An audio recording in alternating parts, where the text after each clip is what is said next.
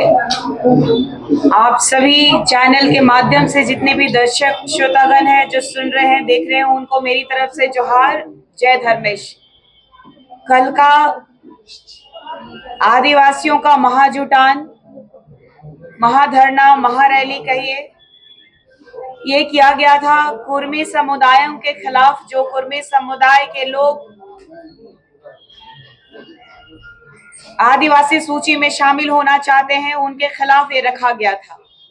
और केंद्रीय सरना समिति का सामाजिक निर्णय जो बाबा कार्तिक उरांव जी के आदर्शों पे चलता है, केंद्रीय सरना समिति ने निर्णय किया था कि 12 तारीख को नहीं 17 तारीख को हम समर्थन करेंगे, क्योंकि इन लोगों ने हमसे पहले ही 2 तारीखों की घोषणा कर दिए थे और सामाजिक घोषणा थी कि हम 17 तारीख को वहां शामिल होंगे।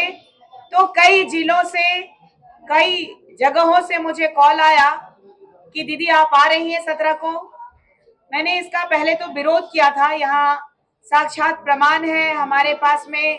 केंद्रीय सरना समिति के अध्यक्ष महोदय, उनको मैंने इस बात से अवगत कराया था कि ये नेता परिपक्ष वाले लोग, जो बीजेपी, कांग्रेस, जेएमएम करने वाले लोग, बाप पार्टी के लोग, ये लोग ऑलरेडी हमारे समाज को लगातार ठगने का और छलने का काम जो किए हैं। आपने देखा होगा इससे पहले कुर्मी समुदाय का ये प्रकरण चलने से पहले, कुर्मी समुदाय को आदिवासी सूची में न शामिल होने देने का आह्वान करने से पहले हमने यहाँ रांची में, कोकर में भगवान बिरसा मुंडा जी के समाधि स्थल पर ईसाई मिशनरियों के द्वारा आदिवासियों के सरना झंडा का दुरुपयोग कर जमीन दलाली में, जमीन बचाने में इन लोगों ने झंडा का प्रयोग गंदगी में गाड़ने का किया था, जिसकी सूचना मुझे समाज के द्वारा ही मिली थी। और वहां सूचना मिलते ही इन धर्मांतरित ईसाइयों के मंसूबों को नाकाम करने के लिए मैंने झंडा को उखाड़ा था। उस समय ईसाई समुदाय के साथ प्रखरता से कल के मंच को सुशोभित कर रहे पूर्व शिक्षा मंत्री, समाज की अगुवा कहलाने वाली गीता श्री मैडम, देव कुमार धान जी, राजेश कच्छप जी, वहां प्रेम साही मुंडा जी, अजय तिर्की जो स्वघोषित अपने आप को जो केंद्रीय सरना समिति के अध्यक्ष कहते हैं, वो इनका पूरा कुंभा क्रिश्चियन समुदाय के साथ खड़ा था। और सरना झंडा बचाने के लिए मैं वहां पे जब खड़ी थी और अकेले इन लोगों से लड़ रही थी, तब भी इन लोगों ने हाथापाई किया था, तब भी इन लोगों ने मेरे पे केस किया था। क्यों किया था? क्योंकि मैंने प्रेस कॉन्फ्रेंस किया था धर्मांतरित ईसाइयों के लिए कि इन लोगों के द्वारा नेमा बाइबल में और कई ऐसे धार्मिक किताबों में जो इन क्रिश्चियन लोगों के द्वारा, इनके प्रचारक जो फादर है, ब्रदर है, इनके द्वारा किताबें लिखी गई थी जिसमें हमारे आस्था पर सवाल उठाया गया है। हमारे देवी देवताओं को इनके द्वारा भूत पिशाच कहा जाता है। हमारे भगवान बुढ़ा महादेव के बारे में इन लोगों ने इनको दुष्कर्मी कहा है। हमारे सरना स्थल को मटिया मेट कर देने के लिए इन लोगों ने किताबें लिखी हैं।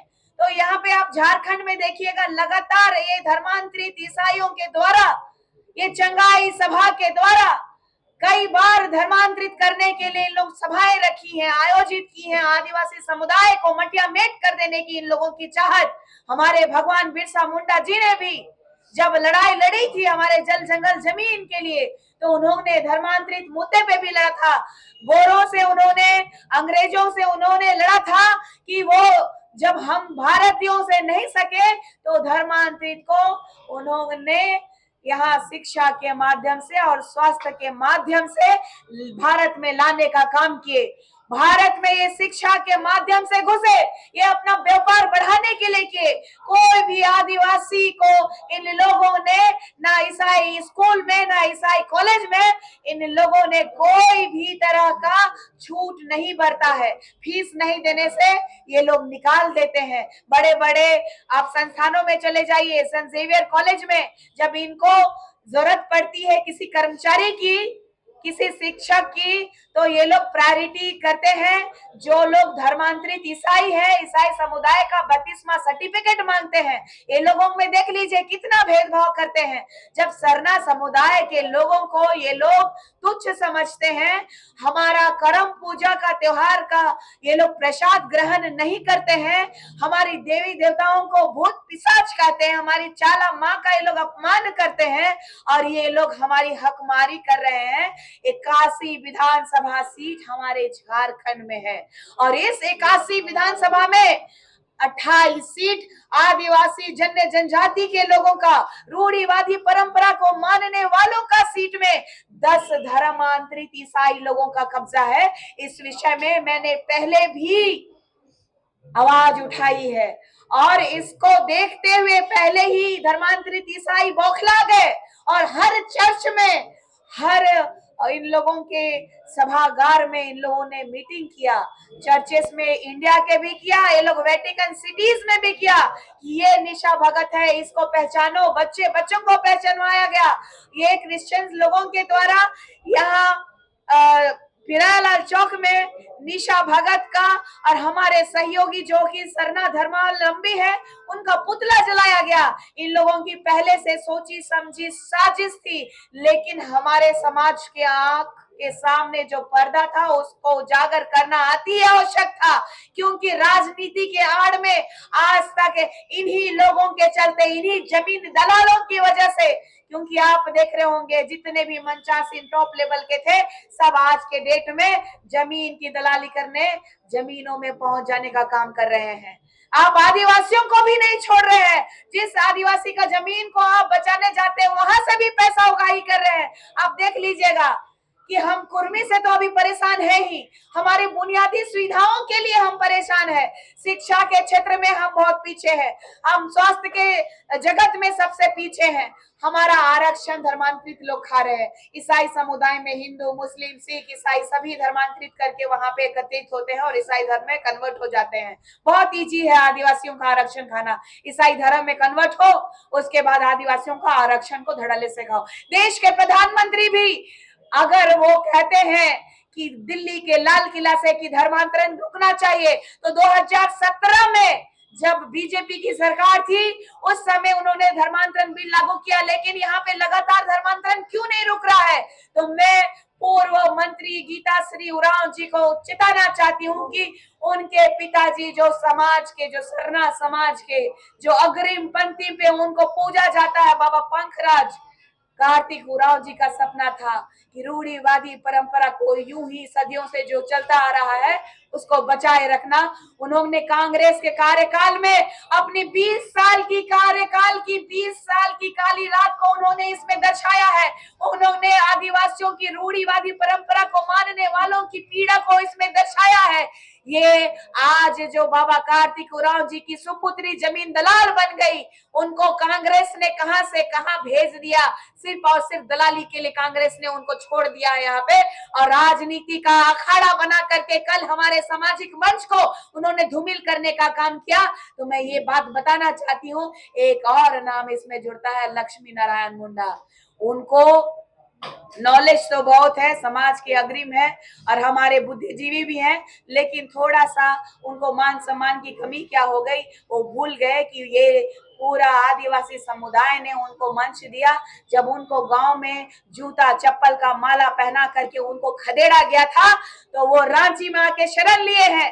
और ऐसे लोग जो समाज में खुद बहिष्कृत है, जो समाज ने तिरस्कार कर दिया है, चाहे वो राजनीतिक मुद्दे से हो, चाहे वो किसी भी मुद्दे में वो फिट नहीं खा रहे हैं, तो ये आदिवासी समुदाय के जो उलगुलान करते हुए बेटियों का ये जो नाम हो रहा है, ये सहन नहीं कर पाए। इसी का प्रतिक्रिया कल आपको देखने को मिला। आज निशा भगत, एक आदिवासी बेटी को इन लोगों ने अपमानित करके ये सोच लिया कि निशा भगत को ये लोग दबा देंगे, लेकिन संवैधानिक तरीके से मैंने भी राष्ट्रीय अनुसूचित जनजाति आयोग को केस किया है। वहां की धर्मांतरित ईसाइयों के द्वारा लगातार हमारे आदिवासी रूढ़िवादी परंपरा को मानने वाले लोगों के ऊपर प्रहार किया जा रहा है। इसका जवाब ईसाई मिशनरियों को बहुत जल्द मिलने वाला है। गुमला की डीसी, गुमला के एसपी साहब इस पे प्रखरता से कार्रवाई कर रहे हैं और इस पे दोषियों को जल्द से जल्द सजा मिलने वाली है। इसीलिए ये क्रिश्चियन समुदाय के लोग बौखला गए और निशा भगत को दरकिनार करने के लिए एड़ी चोटी लगा दिए और समाज को गुमराह करने का पुनः इन लोगों का चलन जो चल रहा है, इसको मटिया मेट करने के लिए एकमात्र निशा भगत जो प्रखरता से अपनी आवाज को उठाई है, उस आवाज को दबाने की कोशिश इन लोगों के द्वारा की गई है, लेकिन इन लोगों के मंसूबों में पानी फिर चुका है। आदिवासी बेटी ये कुर्मियों को भी उनकी औकात बताएगी कि आदिवासी बना नहीं जाता है, आदिवासी पैदा होना पड़ता है, लेकिन आदिवासी पैदा होकर के भी आदिवासी समुदाय के साथ खिलवाड़ करने वाले, उन दो मुंह वाले जो दोहरी नीति अपनाने वाले, हमारे गांव में कहावत है, अपने फायदे के लिए दो राह में चलने वालों को, जो अपने समुदाय का ना हुआ, जो अपने बाप का नहीं हुआ, जो अपने प्रकृति का नहीं हुआ, ऐसे लोगों को दोगला कहते हैं। तो दोगले प्रवृत्ति के लोगों के लिए